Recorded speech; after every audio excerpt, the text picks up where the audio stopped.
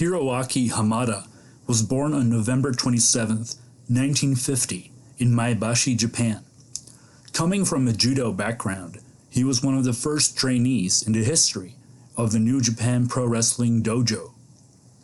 New Japan had been founded by Antonio Inoki in January of 1972, and the league had its first show on March 6, 1972. After being trained by Rikidozan's final student, Kotetsu Yamamoto, Hamada made his professional wrestling debut at the age of 21 at a New Japan show on March 16, 1972, when he lost to Tatsumi Fujinami. Somewhere around June of 1972, he had started working under the name Little Hamada, since he was only 5 foot 6 inches tall and approximately 200 pounds, while New Japan was a league mostly focused on heavyweights at the time. It is generally believed that New Japan sent Hamada for excursion to Mexico because they felt he was too small. New Japan wasn't known for their junior heavyweight division in the early and mid-1970s, and it wasn't until 1978, when Fujinami won the WWF Junior Heavyweight title, that New Japan slowly started working on a junior heavyweight division. Mexican Lucha Libre had a strong emphasis on several of the different lighter weight divisions, which made Mexico a perfect location for Hamada to start coming into his own as a pro wrestler. Hamada had his first matches in Mexico in July 1975 for the newly formed league Lucha Libre Internacional, LLI, which was the first true rival of Empresa Mexicana de Lucha Libre, EMLL. Hamada was the first Japanese wrestler to truly adopt and incorporate the Mexican Lucha Libre style into his work. Also, it was during his Mexican excursion that he started becoming known as El Gran Hamada, after being well received by the Mexican pro wrestling community. From 1979 onward, after Hamada returned from his big Mexican excursion, New Japan finally started booking Hamada more favorably. Hamada returned to Japan in February of 1979 and was now billed as Gran Hamada in Japan as well. And he started feuding with Perro Aguayo, a Mexican wrestler who was on his first Japanese tour, in a feud that would see them have many matches together in various Japanese and Mexican leagues from 1979 until the year 2000. Because of having family in Mexico, Hamada went back and forth between Japan and Mexico until the late 1990s, after which he seemed to spend more time in Japan. Two of Hamada's half-Mexican, half-Japanese daughters, Xochilt and Ayako, who were both born and raised in Mexico, eventually became wrestlers in 1986 and 1998 respectively. Ayako's career started taking off in the Arzean League in 1998, and that's presumably one of the reasons why her father decided to spend more time in Japan and less in Mexico. Hamada was an excellent athlete, and he was quite the spectacular high flyer for wrestling standards in the late 1970s and early 1980s. However, the first Tiger Mask, Satoru Sayama, was an even more spectacular and amazing high flyer in that era. Of course, next to the 1982 version of Tiger Mask, almost everyone would appear to be less impressive. This is perhaps why Gran Hamada's push in New Japan only went so far, and Hamada never really became the top star of their junior heavyweight division, despite giving Sayama a run for his money. After some internal problems in New Japan regarding finances, several wrestlers ended up leaving New Japan in the mid-1980s, including Hamada, who left in late 1983 and wouldn't return to New Japan until 1994. Hamada joined the newly formed Universal Wrestling Federation, UWF, in 1984. But his high-flying lucha-influenced style didn't suit the direction of the league, a league that started out as a hodgepodge type of league that seemingly didn't truly have a clear identity yet. But by late 1984, turned more into a shoot-style league. Hamada was a member of the original roster of the UWF, but he only worked a handful of shows for UWF and joined All Japan Pro Wrestling in the summer of '84. Despite being part of All Japan for nearly 2 years, his mid-1980s run in All Japan certainly isn't the most memorable part of his career by any means, which probably has a lot to do with All Japan not really caring about wrestlers of Hamada's size, especially after Atsushi Onita's injury ruined the future plans the Babas had for their junior heavyweight division. Hamada's All Japan matches almost never seemed to make it to TV, despite sounding potentially promising on paper. There are not many records available of Hamada's matches from 1986 through 1988, and it appears he didn't even wrestle one match in 1987. And part of the reason for this is that he had become a trainer and referee for the Joshi Pro Wrestling League Japan Women's Pro Wrestling, the original JWP, which was the first rival of All Japan Women's Pro Wrestling. Due to the internal struggles, the original JWP would eventually disband and be split up in 2 leagues, JWP Project and Ladies Legend Pro Wrestling, LLPW. Hamada ended up starting his own league. Hamada's league was at times known as Federación Universal de Lucha Libre, Universal Lucha Libre, Universal Wrestling Federation, and Hamada's UWF. But to avoid confusion, let's refer to this league as Universal. It was with the founding of Universal that the first true Mexican Lucha Libre style league in Japan was created.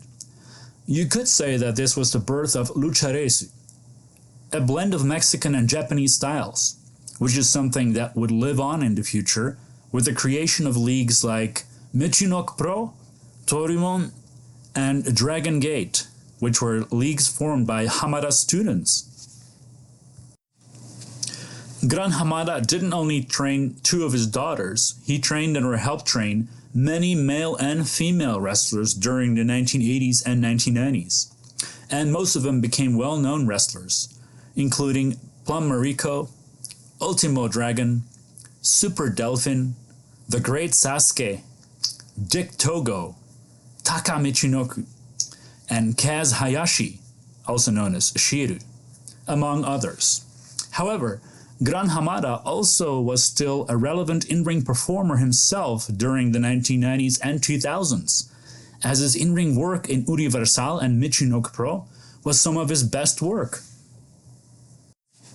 Universal stopped running shows at some point in 1994, and Hamada started wrestling for New Japan on a regular basis in August of 1994, which meant that he started appearing at New Japan shows for the first time since 1983. While it was really interesting and useful to watch Gran Hamada wrestle obscure luchadors in Universal, his New Japan run made it possible for him to be included in matchups featuring some of the biggest names in 1990s junior heavyweight wrestling. The homicidal, suicidal, and genocidal wrestler known as Sabu once even said in his shoot interview that Hamada was even better than Jushin Thunder Liger. New Japan wasn't the only league Hamada wrestled for on a regular basis during the mid and late 1990s. Hamada joined Michinoku Pro, which was the league founded by Sasuke. Hamada wrestled on several Michinoku Pro cards from 1993 through 1995, but in March of 1996, Hamada fully joined the league. Hamada participated in many of Michinoku Pro's top multi-person tag team matches, including the Great 10-Man Tag from October 10th, 1996. 1996 and early 1997 Michinoku Pro gave the world some of the best pro wrestling ever, and Hamada was one of the most loyal and reliable performers in Michinoku Pro during the 1990s. It appears Gran Hamada only worked a few matches in the United States, and they all happened in 1997 and 1998. 5 of those matches took place at ECW shows, and one of them at a show of an indie league called Century Wrestling Alliance. Unfortunately, while it seemed the year 1997 started off relatively well, it was in 1997 that the Michinoku Pro workers started drifting apart. Shiru left Michinoku Pro for Mexico and WCW. Taka, Togo, Shoichi Funaki, and Men's Teo all left for the American Sports Entertainment League WWF, only to end up being treated like jobbers, despite being some of the most talented performers in the wrestling business at the time. In April 1999, Super Delphin left Michinoku Pro to start running Osaka Pro shows, and he took Naohiro Hoshikawa and Masato Yakushiji with him. They would be joined by Togo. Gran Hamada, however, remained loyal to Sasuke's Michinoku Pro by continuing to work Michinoku Pro shows throughout the late 1990s. Hamada also continued appearing regularly at New Japan shows in the meantime, and in 1999, he appeared in the New Japan Best of the Super Juniors tournament for the first time since 1995. In 2000, Hamada was once again booked as a Best of the Super Juniors tournament participant. From 2002 through 2005, Hamada started appearing at All Japan shows for the first time since 1986. Hamada was still a very good worker overall in 2003, but it appeared that his very best years were now behind him, as he no longer stood out as much as he used to. And the quality of his matches seemed to rely more on the quality of the work of his opponents. Of course, there was no escape from that anyway, because after all, Hamada had been wrestling since 1972 and was 52 years old in 2003, and everyone shows their age sooner or later. Hamada was still particularly effective in a tag team setting though, because that allowed him to contribute with spurts of intensity. From 2005 onward, the main leagues he appeared in were leagues like Osaka Pro Wrestling, Muga Tradition, Real Japan Pro Wrestling, Wrestling New Classic, and Dotonbori Pro Wrestling. In the 2000s, Hamada started having less and less matches, which was not a surprise since he was in his 60s. In the years 2016 through 2018, he wrestled only a few matches, and his final match took place in 2018 at a Michinoku Pro show on September the 28th, 2018, at the age of 67, after wrestling over 600 different wrestlers and over 2,400 matches in an illustrious pro wrestling career that lasted approximately 45 years. Not only did Gran Hamada win many titles throughout his long career, Hamada also had quite an impressive luchas de apuestas, wager matches, record, as he won several hair versus hair matches in the 1970s, 1980s, and 1990s. On September 12, 1991, in Universal, Hamada won a hair versus mask match against Black Power, which meant Black Power had to unmask. Why is it important to learn about Gran Hamada's career? Hamada is one of the most underrated wrestlers ever.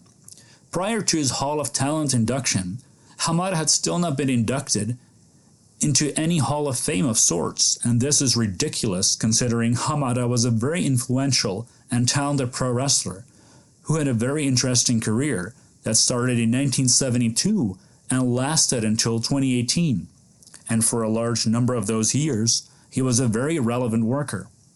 However, we are happy to celebrate the fact that Hamada is indeed an inductee of the Hall of Talent. Gran Hamada was a pioneer, since he was the first Japanese pro wrestler to truly master, adopt, and incorporate the Mexican Lucha Libre style. One of his daughters, Ayako Hamada, is pretty much a household name among fans of international women's wrestling. Gran Hamada trained a large number of well-known wrestlers, and he was directly and indirectly involved in the creation of several Lucharesu leagues in Japan. Hamada was essentially the father of Lucharesu. here's my overall conclusion of Gran Hamada's career.